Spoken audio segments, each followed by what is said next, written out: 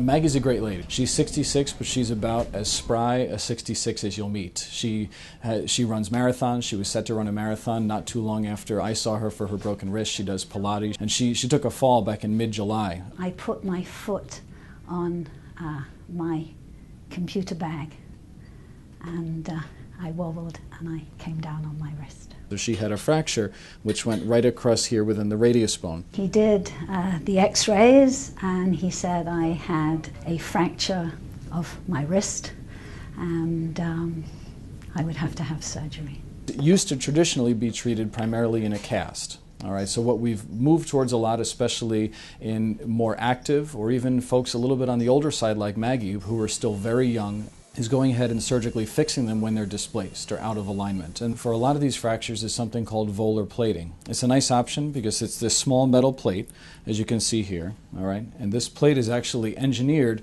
to be the exact shape of the distal radius. There are several manufacturers that make them, but just through a small incision on the undersurface of the wrist, so it's usually about 2 inches long, just goes from about there to there, we're able to set the fracture back in position. Instead of being brought back, we can then fold it over the top the way it's meant to be, and then we put on this strong plate and screws on the undersurface of the bone. He said, you know, I would recommend as an active person that you have surgery. From a patient perception standpoint, they definitely like having some more mobility and more freedom and not having to be in a cast and be restricted. And then they start moving earlier and potentially get back to function faster. She did very well. By about 10 weeks post-surgery, she already ran a marathon and she was back to her former self.